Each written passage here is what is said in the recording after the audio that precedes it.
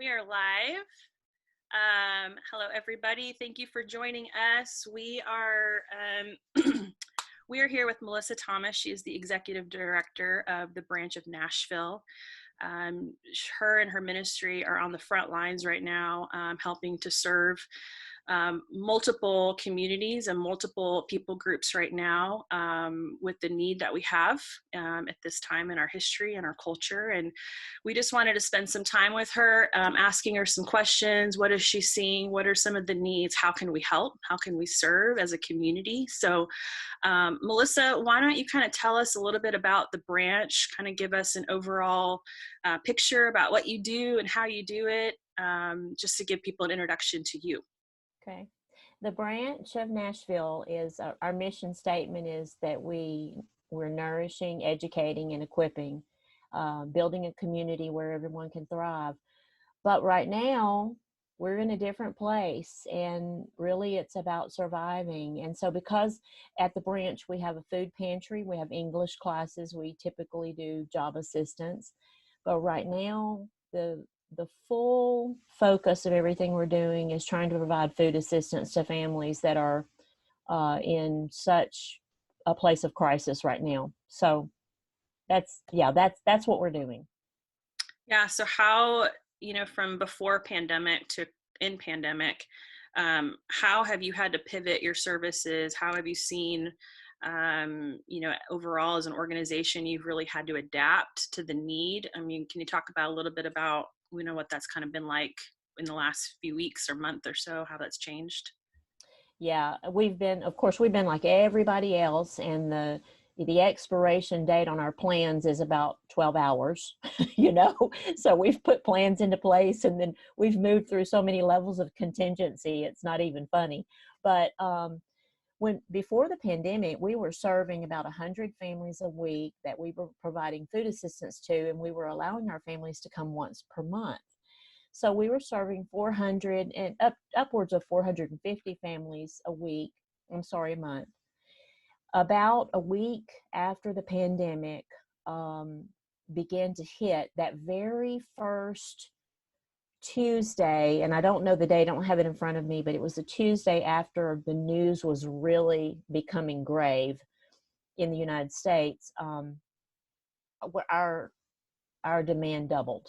And so we were seeing way more families, and we immediately shifted to a drive-through system so that we could serve our families more quickly and, potentially more safely. We have since that moment seen a 300% increase in the number of families needing food. And what I see is a fear that's almost palpable. Now, there will be some people that'll come through the line. I see so many people that I've never seen before. There will be some people that will come through the line that maybe know us, or I suspect are followers of Jesus. And you can see, although there may be some fear, there's a little more calm.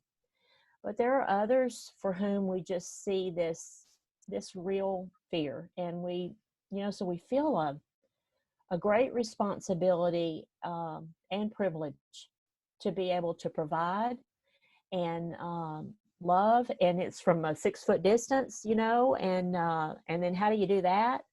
And just to be present as Jesus is present. How are you able to meet the demand? I mean, with the food, obviously you guys receive donations or you get food at a very discounted rate. How are you adapting to the demand with that big of an influx? Well, we have always purchased our food from Second Harvest, and we have also got additional sources from here and there that also will donate food. And we have not seen that decrease in any way. We've seen that food supply has stayed in place. And so what we've done is we've just doubled the amount of food that we're bringing in so that we can double our output. And now we're about to triple the amount of food that we're bringing in. The greater challenge, and that's been a challenge with space, but there's been a church close by that said, hey, you can use our space for all of your non-perishables. And so we've seen a partnership, just of many others that have stepped forward to be a part of this process. So space is an issue for us, but the greater challenge has been personnel and staffing in order to accommodate. We need more volunteers. I have to use more staffing and more hours and those kinds of things and systems to meet the demand. But it's okay. He's meeting our needs. Yeah. What kind? Oh, Fadi, go ahead. You're muted. Now we're on. Go ahead, Winter. I'm listening. Go ahead. What are the populations of people you're seeing? Are they mixed? Are they from the international community? Are they American? I mean, what are you seeing so far? We've always seen the branch has always served 90% population of internationals. Okay. And that's the mixture of anybody that you see in the Antioch area. Most nationalities will come to us. We are now seeing that is still, I would still say that it's similar. It's just each one of the groups are inflated in numbers. We're seeing more American born, but we are probably still serving a huge population of Middle Eastern and Latino, and then some of the others that we've seen some Burmese, Nepali, some of the others. Pastor Samuel is taking care of several others that are in the African, congregations. So it's a mixture. Yeah. Melissa, we have, of course, your ministry has been one of our favorite. Just it is, and it's because I know where your heart is, and I know what motivates to love and to serve the people that come your way. How many years have you been in ministry? When was the branch born? The branch was formed in April of 2013. I think that was April the 2nd. We missed our birthday. We had some stuff going on this year. So what I want to do is that I know that it's easy for us at this time because of the pandemic and because of all the chaos that goes on. It's easy for us to really kind of look at a ministry and the people that are leading the ministry through the eyes of the trauma that they're experiencing, or this pandemic that is taking over the whole world. And sometimes we look at a ministry, we say, okay, they're ones that are doing a great job. But I really would love for our community, our region, everyone that is listening, people connected with the ILC, to see you before, through, during, and after. Because I know that you have a holistic ministry. Your ministry is not just a food ministry and language ministry. I know you do beyond. I know that you connect, you relate, you serve, you counsel, you spend time. From our experience with you, you have a holistic body, soul, and spirit ministry that have really brought a lot of people to feel that they belong, family. And so during this time, though I know there is space to keep for safety's sake, and you're doing more of the physical ministry right now than anything else. You're probably doing some of it on the phone also for the body and for the soul and the spirit. But tell us, just tell the folks that would be listening some stories or some really some victories that you've seen through your ministry of families that have come along and have encountered your ministry, and now their life is completely different. They can go through the storm, not like when they first came to the United States, because they know there's an anchor, there's a family, there's people there. Give us some victorious stories that you've encountered. A couple of them, maybe. Yeah. Gabriella was working for us. Actually, we first met Gabriella when she came to us for food, and she had just arrived here from Venezuela.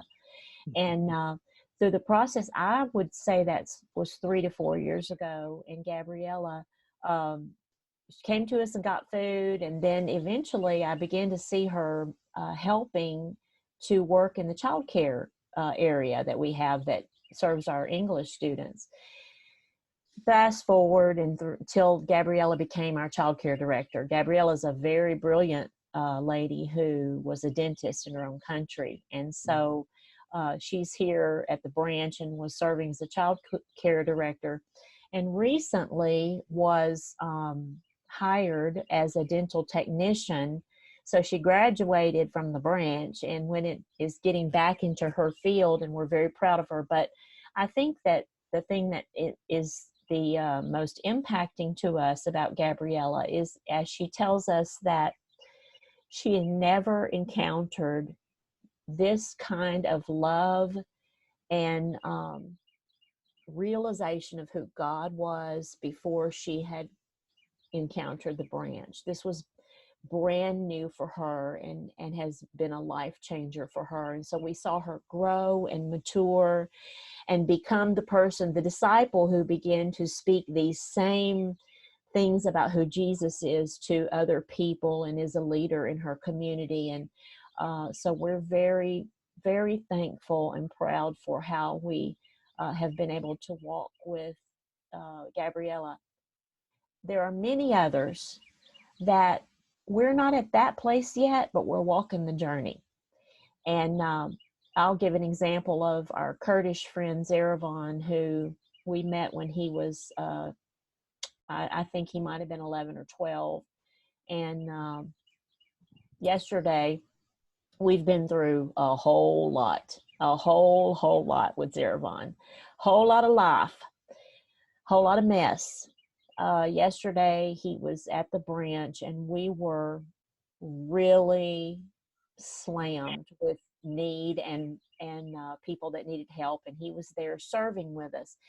This relationship that we have with Zeravon and many others like him, my dear friend Hanan, who's from Iraq, as I went through with her through potential breast cancer and biopsy and all of those kinds of things, this relationship, it's not we don't see instantaneous results, but we believe that we're discipling people as we walk with them and explain to them how we view things differently, not in debate, because we don't do that, but how we view things differently as to who Jesus is, as to who our God is. Conversations I've had with Hanan, because she's very afraid. She has 4 small children. This is very fearful for her. But just telling her that I'm not afraid. I mean, sure, do we have fear? Would I be afraid if I found out that I had the virus? Of course, but what is different?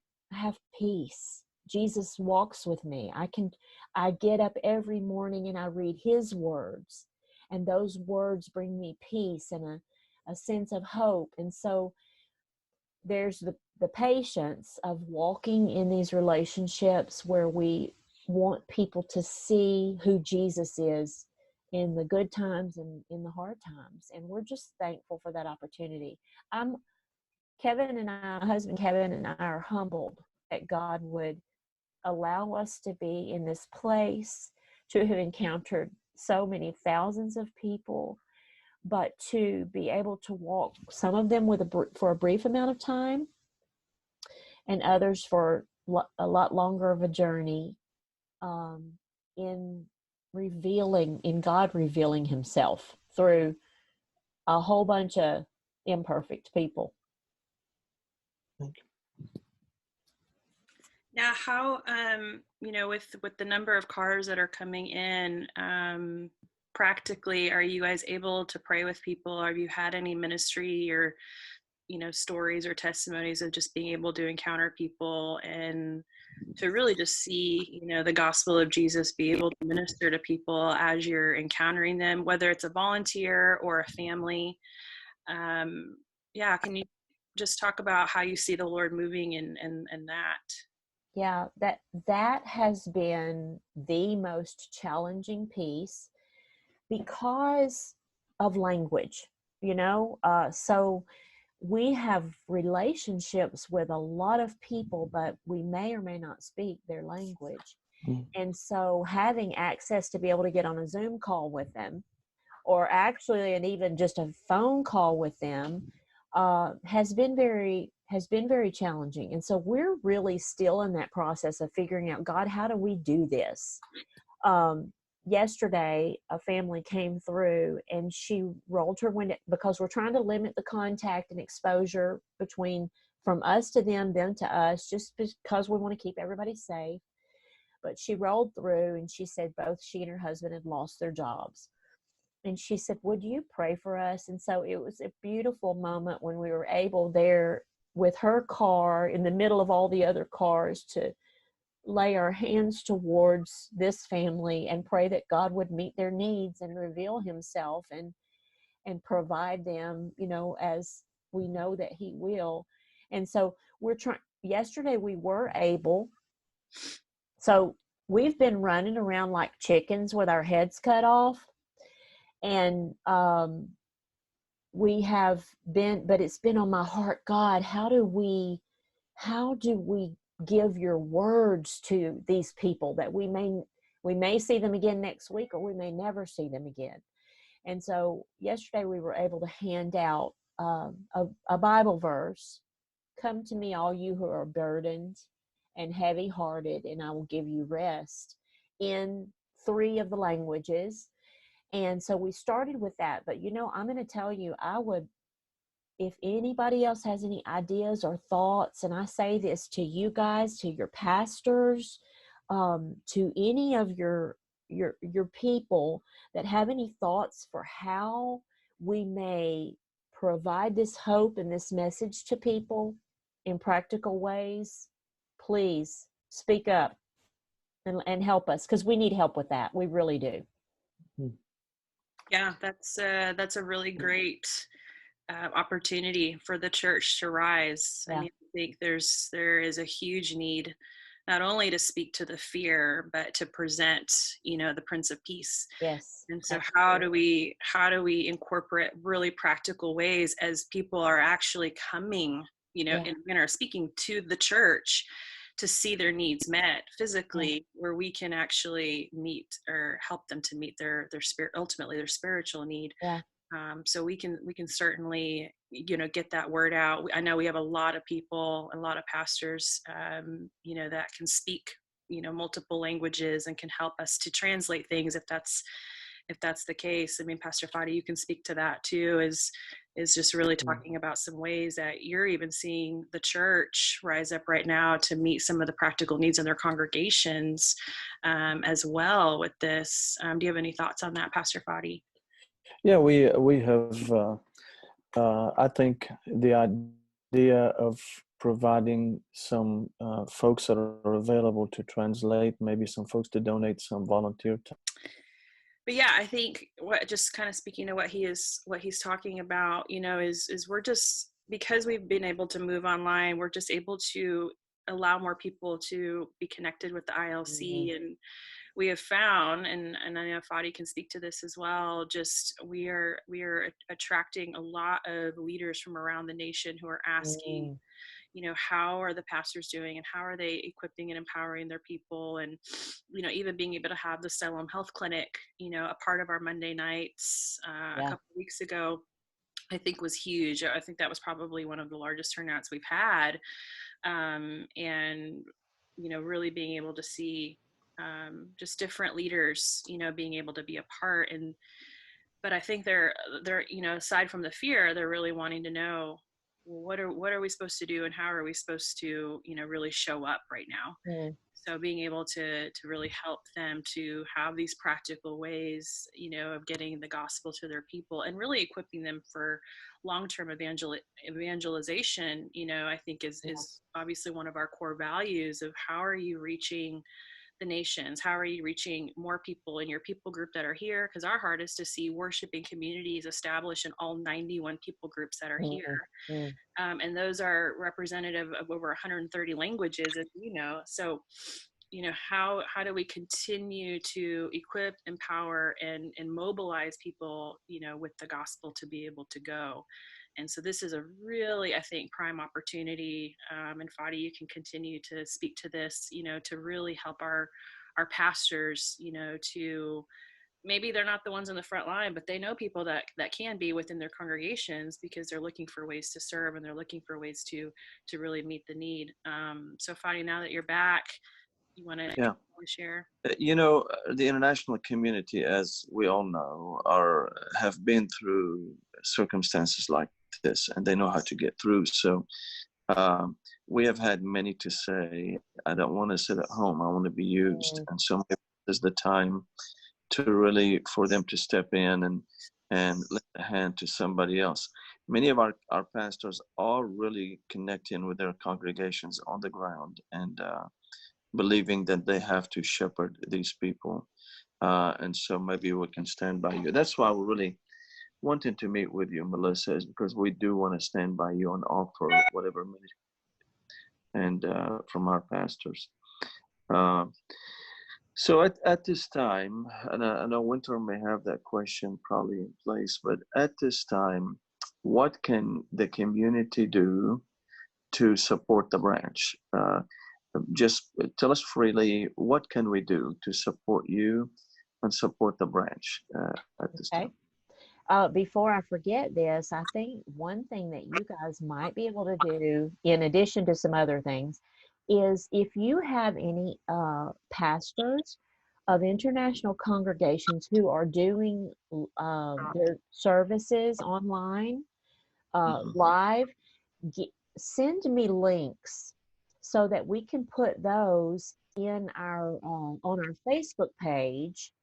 We may even be able to put them on our website so that we can provide a personal option for some of these people that are coming to us to get food. As we direct them, they're having to go to our Facebook page now I'm sorry, not Facebook, but our website to sign up and to get their food. And so that would be a good opportunity to make some language appropriate speaking the gospel available to these people who might not would in another circumstance, you know, look that up and watch it or listen to it. Additionally, we need volunteers, and we are moving to an appointment only system where we will start by serving 6 families per hour.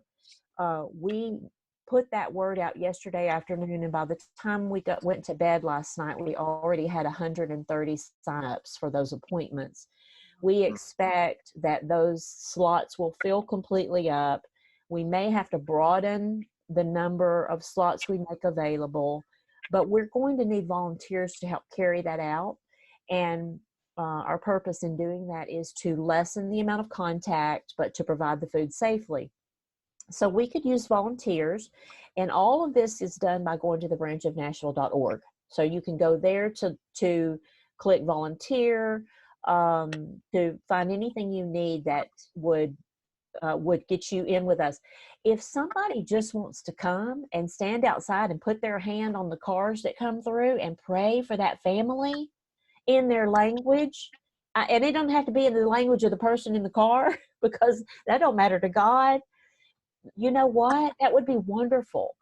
And if there's any other creative ways that your people think of, I have thought that I would love to have handmade masks made and donated to our people to put in their boxes so that they've got those to use. I had a gentleman call me today, and he's going to have a little bit of an extra in a shipment of masks. These are not the N95, but the lesser masks that we're going to begin to put 2 or 3 in every box until they run out. But that's a practical way to serve our people. Children may want to draw pictures and write little cards, and just something that's encouraging that we can stick in there with a verse on it that points people to our real hope, to the bread of life, to the living water. So if there are any of those kinds of things that you guys want to do, and if it's not but 20 masks or 10 notes, we're going to put them out there, and God will use them to his glory. That's right. When you talk about volunteers, Melissa, are you also in need of interpreters for specific languages? People from, go ahead. The most of that we're needing, because we don't know, like people will sign up and we'll probably have a pretty good idea of what country they're from, but that's going to be all over the place within the course of a day.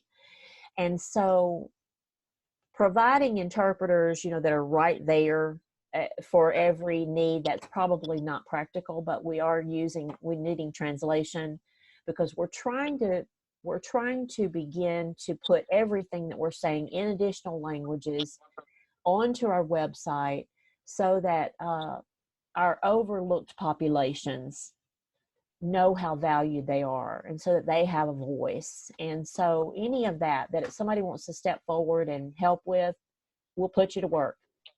Mm. Melissa, if a church, an international church or an American church, wants to deliver some products, or let's say a church wants to prepare some packages to give out, do you have a specific list of things that a church can say, okay, in each box, here's what I know I can put in safely? Because some of these families are internationals, and there's some things they prefer to eat, some things they don't, some things they prefer to receive, some things they don't. Do you have that system in place where people know exactly what to put in these packages? Are you receiving any packages to do give out along with the food? Yeah. So we haven't gotten that to that point yet where anyone has stepped forward to say, hey, can I bring a bag with hygiene items in them? Or we haven't gotten that far. But if someone wanted to do that kind of thing, probably what we would do, one thing we have moved away from right now is donating food. We're not really taking just random donations of food, because we would have to set it aside for several days before we could source it out. And so we're just not doing that. But if someone were, someone were to say, you know what, I want to make bags with cookies in them, and they use gloves to make them, and they put them in bags, we would do everything we could to make sure that they were safe. We would want everybody to take every precaution, or maybe bags with packaged candy. That's just something to encourage the children with it, and a note.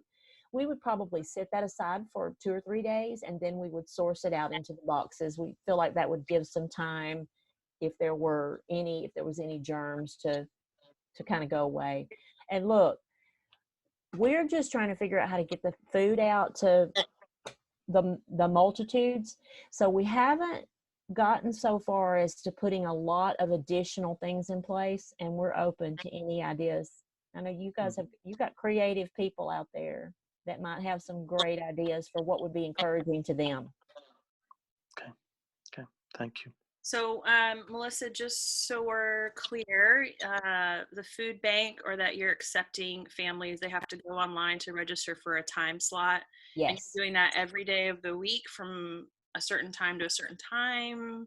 Yes. So right now, just go to the branchofnashville.org and click on Need Help. And right there, you can sign up for a time slot to come pick up food for your family. And we are doing that from 10 to 6 every day. Right now, that's what we're set up for, 10 to 6, Monday through Saturday. Saturday is a half a day.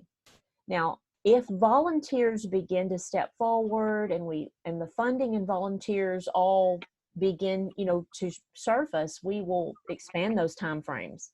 We may go earlier in the morning, later in the evening, and we can even double by having 2 serving stations at the branch within 1 hour.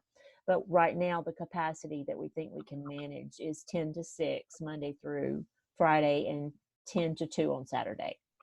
Okay. And you are, how many families per week specifically are you serving right now? This week we served 100. We will serve 240 families by the end of this week. Okay. Next week we'll move into probably being 300 to 350 families. And you're able to do that. I know on your Facebook page you were looking for people to donate money. Yeah. So that's another practical way people can help. What exactly are you, donation wise, do you need financially to be able to continue to meet the need?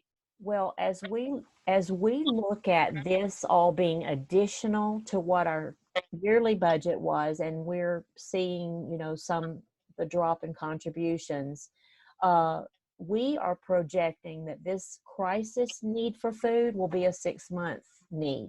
Now, we could be wrong; it could be longer than that. But I think that a person that loses the job may not be able to expect that. Let's say the distancing requirements are lifted at the end of April or the middle of May. I don't know that we're going to be going back to jobs quite so quickly. And so we're expecting that the recovery time for those families is going to be much longer.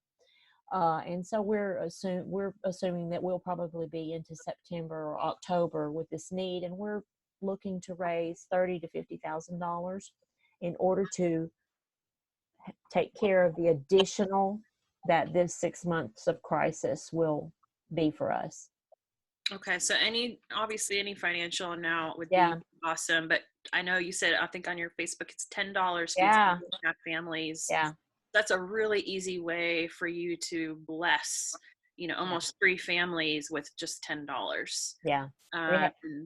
We Yeah. had 2 families this last week that I know are in poverty, and they went on and made $10 donations. And I just, the Bible talks about how the early Christians gave out of their poverty, and I just that's beautiful. So, yeah, whatever you can do, or pray. If you can't give $10, pray. Yeah, or serve, volunteer. Yeah, serve. Yeah, come and just pray for cars as they're coming through their line. If they do want to give, like kids drawings or scriptures or those little packages of cookies or candy, do they email you specifically, or how do they get in contact with the branch? They can email info@thebranchofnashville.org. Okay. They can email Melissa at thebranchofnashville.org. And we will make it very easy. A person can drop off their donations in the breezeway, and you don't have to have any contact. There's a breezeway between the 2 buildings at the property where we are at 2620 Una Antioch Pike, and you can just leave your donation in there, and we'll take care of it and make sure it gets out to people. Awesome.